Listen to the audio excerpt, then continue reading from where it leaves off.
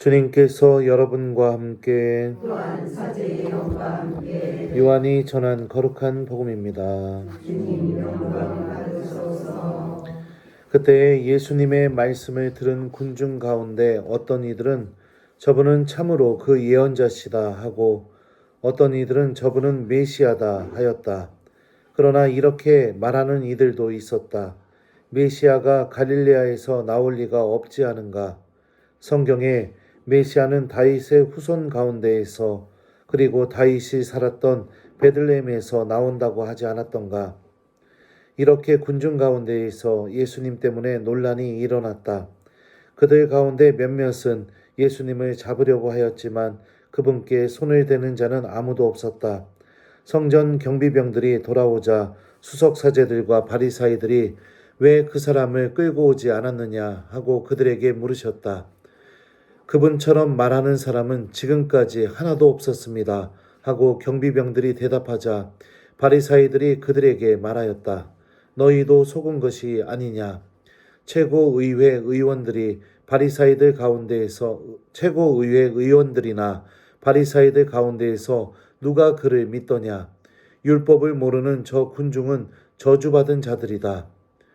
그들 가운데 한 사람으로 전에 예수님을 찾아왔던 니코데모가 그들에게 말하였다. 우리 율법에는 먼저 본인의 말을 들어보고 또 그가 하는 일을 알아보고 난 뒤에야 그 사람을 심판하게 되어 있지 않습니까? 그러자 그들이 니코데모에게 대답하였다. 당신도 갈릴레아 출신이라는 말이요. 성경을 연구해 보시오. 갈릴레아에서는 예언자가 나지 않소. 그들은 저마다 집으로 돌아갔다. 주님의 말씀입니다. 그리스도님 참배합니다. 오소서 성령님. 네, 여러분들 판공성사 하시느냐고 고생이 많으셔요. 네, 근데 판공성사하고 나면 어떤 일이 벌어질까요? 세상에서 가장 깨끗한 사람이 됩니다. 고해성사의 은총이죠. 하나님이 여러분들 예수님 부활 전에 내가 지은 죄 다 씻어주셨고 그리고 또 내 영혼에 다시 새하얀 옷을 입혀주셨다는 걸 기억하면서 이제 지금부터는 이제 부활을 기쁘게 잘 기다렸으면 좋겠어요. 알았쇼? 네, 이뻐라. 저는 소원이 뭐냐면 여러분들 다 천국 보내는 게 내 소원이에요. 네, 그래서 신부님이 좀 여러분들 힘들게 하고 막 이것저것 시키는 것도 많지만 어쩔 수가 없습니다. 노년은 천국을 준비하는 시기입니다. 그래서 하느님하고 친해져야 되고 하느님하고 함께하는 기도 시간이 좋아져야 되고 그래야 돼요. 그래야 천국 가서 하느님하고 평생 행복하게 같이 살 거 아니요. 안 그러면 내가 기도하는 것도 싫고 미사 드리는 것도 싫고 그러면 천국 가면은 기분이 어떨 것 같아요? 환장하겠죠. 지금도 기도하기 싫은데. 그래서 때로는 신부님이 왜 저러시나 이렇게 생각될지 모르겠지만 본당 신부 마음이 진심이 이렇다는 걸 좀 기억하고 열심히 신앙생활 하셨으면 좋겠습니다. 제가 박사 논문 쓸 때 그 지도 교수님이 저한테 제 공부하고는 전혀 상관없는 거를 시키는 것처럼 느껴졌어요. 그래서 이 교부라고 있습니다. 이제 저는 성서를 전공했지만 이제 사도 시대 이후에 교회 안에서 활동했던 신학자들을 교부라고 해요.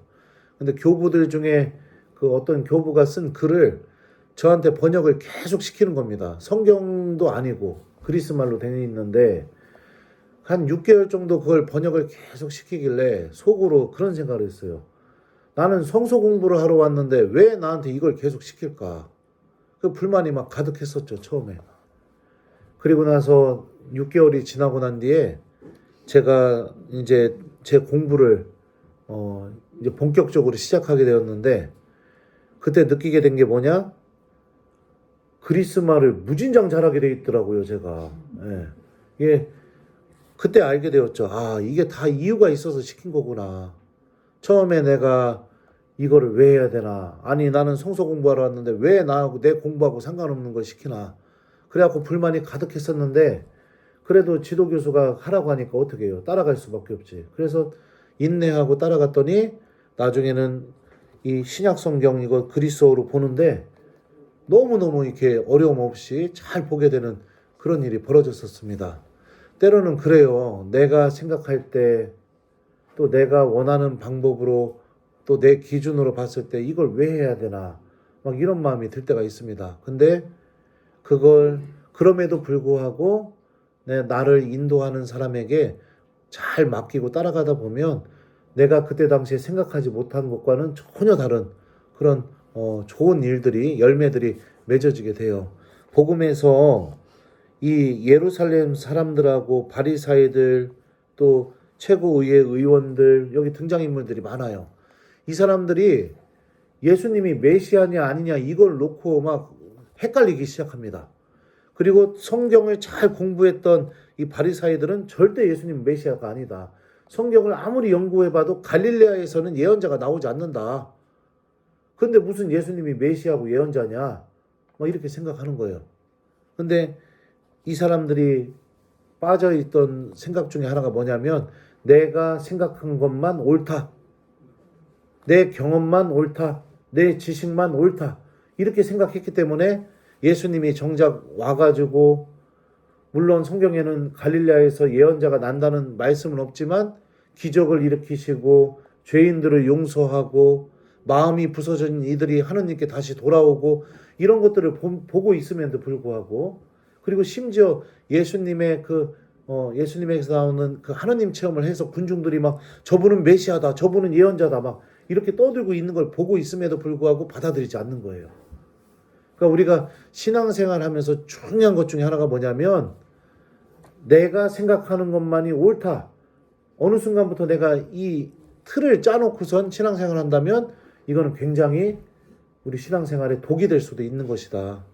하느님은 그 이사야 예언서에서도 얘기하잖아요. 내 생각은 너의 생각과 같지 않고 나의 길은 너의 길과 같지 않다.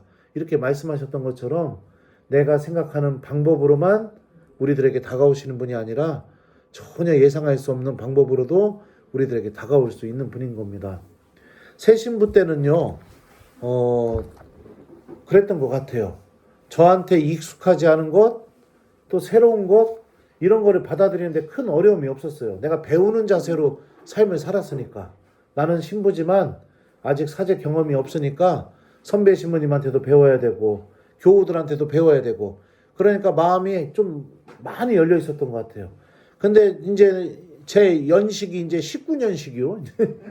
이제 좀 나도 이제 좀 사제 신부 생활을 좀 하다 보니까 저도 모르게 자연스럽게 제가 생각하는 기준과 틀이 이 안에 잡혀버렸어요. 그래서 새로운 걸 받아들이기가 너무 어려워요. 받아들이기 어렵다고요. 근데 이런 마음을 갖고 있으면 이제 변화도 없고 새로움도 없고 그냥 예전에 했던 것만 계속 답습하면서 그냥 고여있는 물로 이렇게 살아가는 사제가 되겠죠. 네. 항상 배우는 자세가 필요한 것 같아요. 한 번은 프랑스에서 선교하고 있는 신부가 내가 언제 강론 때도 한번 얘기했었어요. 저한테 놀러 왔는데 얘가 올 시간이 한참 지났는데도 안 오는 거예요. 사제관으로. 그래서 전화를 했죠. 야, 너 어디냐? 그랬더니 형 성전이에요. 그런 거 같고 야, 이 밤에 무슨 성전이야? 그랬더니 예수님 보고 싶어서 잠깐 올라왔어요. 이러는 거예요. 근데 그 말을 듣는데 저도 제 자신을 또 바라보게 되는 거예요. 네. 나는 예수님 보고 싶어서 밤에 언제 올라가면 본 적이 있나. 그냥 내가 정해놓은 틀대로만 신앙생활하고 그렇게 사제지만 내가 정해놓은 순서대로 그렇게만 살았지 내가 정말 예수님 보고 싶어서 밤에 성전에 올라가 본 적이 언제 있나. 이렇게 생각하면서 또 제 자신을 이렇게 반성했던 적도 있습니다. 그래서 여러분들 항상 내가 열려있는 마음, 배우려고 하는 자세, 그리고 내가 생각하는 것만이 옳다. 이런 것들을 좀 내가 좀 버릴 수 있는 그런 용기, 이런 게 좀 필요합니다. 그래야 하느님이 우리들 안에서 새로운 일을 시작하실 때마다 그 일을 바라보고 내가 그 일에 참여해서 더 새로운 사람이 될 수 있고 주님을 깊이 알아나가는 신앙인이 될 수 있어요. 그래서 우리 특히 그래요. 저 같은 경우는 나이 먹으면 먹을수록 다 내가 원하는 대로 내가 생각하는 대로만 생각하려고 하는 그런 마음이 생기는데, 이번 사순시기 우리 오구역 교우 여러분들 특별히 좀 그런 마음을 좀 우리 내려놓고 복음이 들릴 때마다 내가 용기 내서 하나님의 말씀을 좀, 그래, 예수님이 이렇게 말씀하시니까 해보자, 이렇게 실천한다면 여러분들 마음이 더 새로워지고 하나님께 돌아갈 수 있는 신앙인이 될 수 있을 거라고 생각이 들어요. 그래서 남은 사순시기 동안 우리 하나님이 어떤 말씀을 하시던 새로운 마음으로 내가 말씀을 실천한다, 그런 마음으로 예수님의 이 사순시기를 잘 준비해서 부활 때 기쁘게 예수님을 만났으면 좋겠습니다. 그래요. 그 오늘 숙제는 없슈. 구역미사니까 숙제는 없고, 그리고 열린 마음으로 사순시기 잘 보낼 수 있도록 하느님께 도움 청하면서 기도하는 거, 우리 그렇게 남은 사순시기 잘 보내봤으면 좋겠습니다. 그래요. 그러면 이제 봉헌 성가는 없죠? 네. 예, 그래요. 그래요. 그러면 미사 또 이어서 기쁘게 합시다.